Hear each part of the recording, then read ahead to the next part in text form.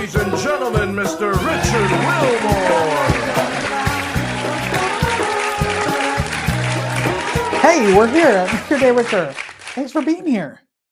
We made it. We're halfway through the week. It is Wednesday. Brent Lindstrom is here today, so I'm excited for you to meet him. We're going to talk about his book, One for the Money, Two for the Soul. We're going to talk about his production company, Light-Minded Arts, and I think we're probably going to hopefully play a game with him if he wants and win you all something. And no promises. Depends on if he's good or not. So I think we should start the show, don't you? Hit it, Big Infinite. Make your day richer than it was before. Got some good times knocking upon your front door.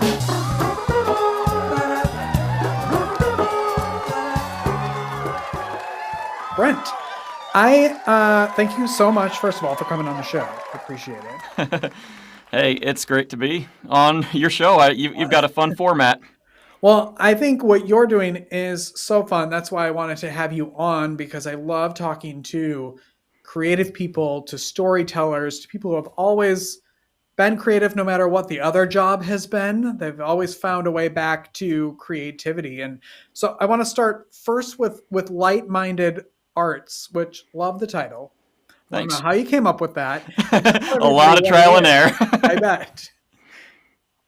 So tell everybody about Light-Minded Arts and how you came up with it.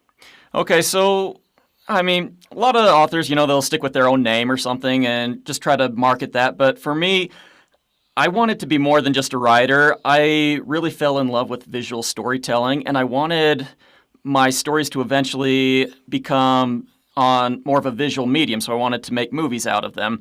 So I'm kind of a writer, independent filmmaker is what I'm going for, and I wanted my production company to reflect sort of my values.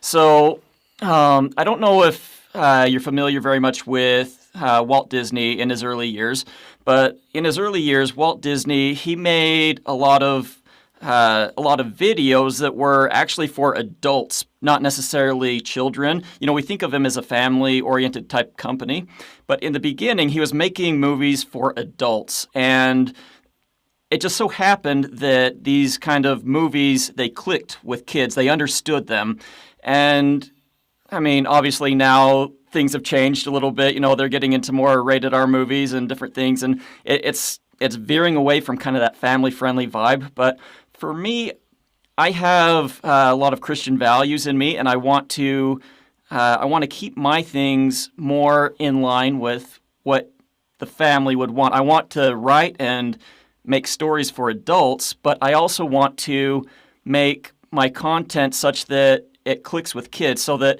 if you're watching a movie, what time of day are your kids going to come down and look at, they're going to come down and say, hey, I'm thirsty, or I need to go to the bathroom, or whatever. When are they going to do that? They're going to come down right in that part of the middle of the movie where it's got all the sexual content, or it's got some pretty vulgar language going on. It's going to come to the point where they're going to see you watching something that maybe you've told them you don't want them to be watching, and that's kind of an embarrassing thing, at least in my book. So I want to, Light-Minded Arts is meant to be kind of a play on words. Obviously, light's really important in film, but light in the sense that it's wholesome enough, something that adults can really enjoy and have fun. Like, I'm all about having entertainment that is entertaining. You get a lot of these indie authors, they're going to have a lot of content that is either really edgy or it's really moody and dramatic, and ends up being that everything put out by independent filmmakers kind of has that sort of vibe to it. I feel like I'm blessed to actually enjoy entertaining content rather than that edgy stuff. And so I want something that can be really entertaining, but something that you're not going to be embarrassed if your kids either come down and see you watching, or if they pick up a book by mine and they start reading, be like, whoa, Mom, you were reading this? And so that's kind of where the idea of Light-Minded Arts came from. Light as in it's uplifting and inspiring, but also just kind of light in the sense that we're painting with light. We're artists here still, but we're trying to make something fun. When you decide one day, which I'm sure it wasn't really just one day you woke up and thought, I'm going to start a production company, how do you do that in a short amount of time? Like, what are your what what brought you to that point instead of just like, I'm going to write my own books, or I'm going to, promote other things? Like, where does, because I think about that sometimes too. Like, should I start a podcast production company where I can, help distribute and do all of those things? But I feel like I'm not smart enough to know how to do that. So I'm just picking your brain.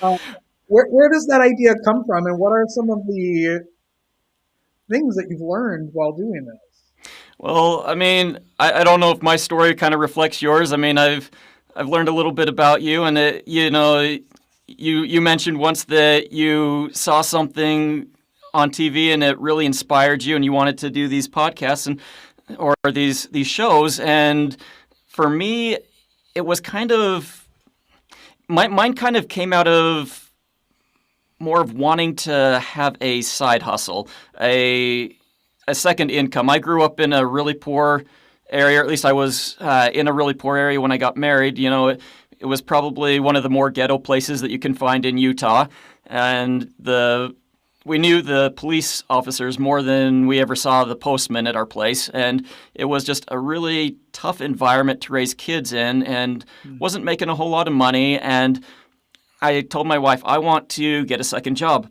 Because before I married her, I was kind of a workaholic. I called myself a recovering workaholic when I met her.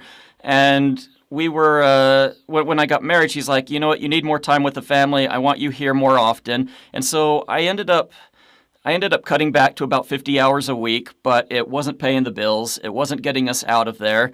And so I said, well, I'm gonna write some books, because that can keep me in the house and it can maybe bring in some side income. So I started doing that. I kind of learned that wasn't really all that profitable, I guess you'd say, because those first several stories you write, you're learning it, you're not really getting it. And so like, I couldn't just dive in and start making money at this.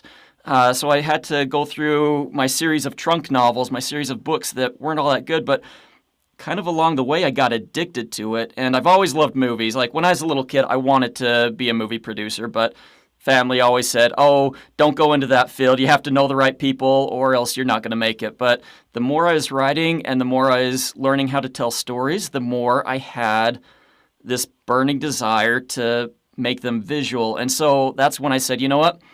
I'm going to make the leap. I'm not going to jump off right now because I can't afford it. And that was right when Blockbuster was going out of business. That was when the music industry had been upturned. Self-publishing was so easy. You could put a book up, and I realized that's going to get hard. Film, I could see it coming on the horizon. So I said, you know what? I need to make sure that I can do this in a smart, safe way. And so I put together kind of a 10-year plan to... It's what I call from hammer to Hollywood. I was a contractor at the time, and I said, you know what? In 10 years, I need to find out how I can do this successfully, but also be financially secure at the end of my 10 years, that I can actually leave my construction job and start making movies full time. And so, yeah, I just put my head to the grindstone and started working, learning, doing everything I could, pinching every penny, investing it, doing everything needed to get to the point where I could make the kind of art that I wanted to. And if it took a few years for it to catch on, if it wasn't really successful at first, I had some measure of stability that I could fall back on. And that's kind of where I'm at. So it wasn't just diving in head first, but it was a lot of preparation and planning that went into it. And are you looking, how does that work with bringing on talent or bringing in people for book publishing? Or are you out there looking for people? Are people coming to you? How does that work in that world? So for me, I'm mostly interested in telling my stories, but as I do this, I meet people who want to do similar things to what I'm doing. If you go to my website at lightmindedarts.com, you'll see a few other books there by other people. And mostly those are people who I meet along the way on my journey who are like, I don't have a clue how to publish my book. Can you help me do this? And so I'll say, yeah, sure. Let me give you a hand. And I try not to do too much of that because it really sucks a lot of time out of what I really want to be doing. But I do it a little bit occasionally, and it's just kind of fun to help them along. One of the things I enjoy doing is helping people to achieve their dreams, and I'm on this journey myself, and you can't always have a mentor in this kind of thing. And so I actually started a YouTube channel that I'm actually trying to teach some of the lessons that I've learned in my last 10 years of doing this, and that way some of them can get an idea for how I'm going about it, and maybe they can kind of learn as they go. But yeah, mostly I'm just trying to publish my things, and if I can help somebody else out along the way, I will. But there's not a lot of time for it either to sit down and become a full-time publisher, at least not until I can get this more established. Mm-hmm. Your book, One for the Money, Two for the Soul. Do you want to tell everybody about what they'll find in that book? Yeah, so One for the Money, Two for the Soul, that's my latest novel that I've published. It's one of my best ones that I've done so far. I mean, you're always getting better every time you do these. And but with One for the Money, Two for the Soul, I wanted to explore what it would be like if somebody could rip your spirit out of your body and transplant it into a fully aged clone of any gender, any age, anything like that. And in doing so, I thought, you know what? Would it be kind of fun if this little girl got her spirit pulled out of her, but in the process, the crooks, kind of bumbling idiots, messed it up, and she retained half of her spirit and the other half got stuck in the body of a boy who's training to become an assassin. So as that goes along, obviously they're going to try to find a way to get back together, and just a lot of fun and games. Wanted to keep it really lighthearted, just entertaining, lots of humor in it, and it's meant for adults. But my kids read it and they were like, you know what? This is the funniest book I've read in years, and they've been saving it for their book reports and things in school. And I was actually going to bring a copy so I could show it to you, but they absconded with it this morning, and so I don't even have that to show you today. But yeah, it's mostly meant for adults, but I want to get everybody in the family permission to read it, which is why I keep the content clean and family friendly. What do you love most about your life right now? I think that I love most being able to follow my dreams, follow my passions. It's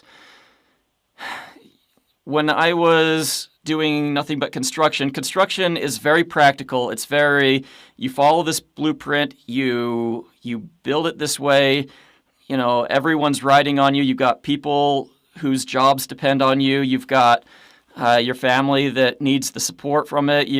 Your clients especially, they have zero tolerance for any mistakes in the workplace or in their new home. And I really love the creative freedom to write something that I want to write, tell a story that I want to tell that excites me. And I get to do that every day. I love that answer. Yes, that's what art is all about, right? When you get to do what you want to do, like, come on. Who wouldn't want that? Before we head out today, will you play a game with me? I'd love to play a game with you. Okay, good.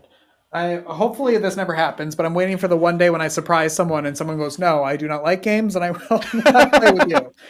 And then I will cry a little bit. Okay. The name of the game is called That's a Wrap. Okay? That's a Wrap.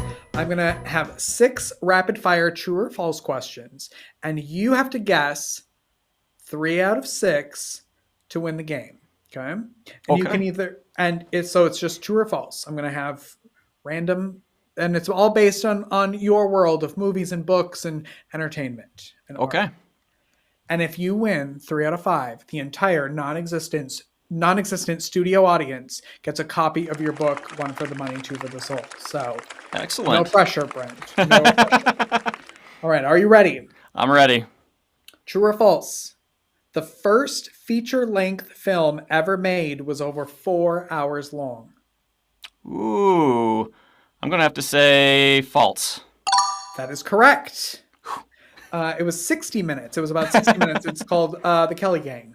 All right. Number 2, true or false? Quentin Tarantino once worked in a video rental store before becoming a director. True.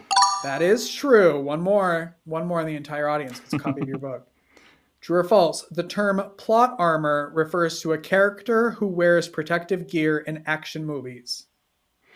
I'm going to have to say false. That is false. Do you know why? Because it's talking about plot and not a character.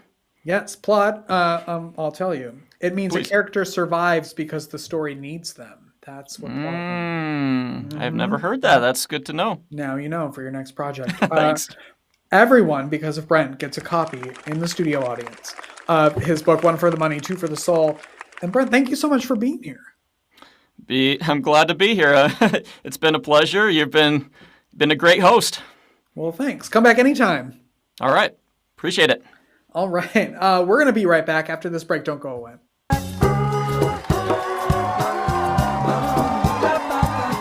Life is difficult. Are you feeling overwhelmed or like you could use a little support for your mental well-being? Visit the Help Hub.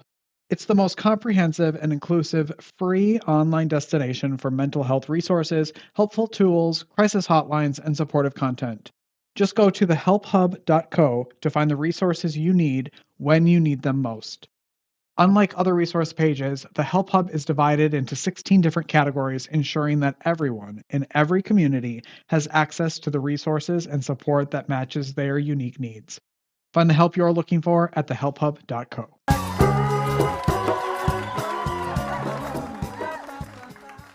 Hey, we're back, everyone. Thanks for watching. Go make your day richer. Go make somebody else's day richer. You've made mine by watching this show, and I love you for it. On tomorrow's show, Dr. Jeffrey Reynolds is here. He's the CEO of Family and Children's Association. It's a nonprofit there in Long Island that we're going to talk about. We're going to talk about his book, Every Mile Matters, turning triathlon training into cancer triumph, and so much more. Probably play a game too, don't you think? Let's hope so. We'll see you tomorrow, everyone. Have a great day. Bye-bye.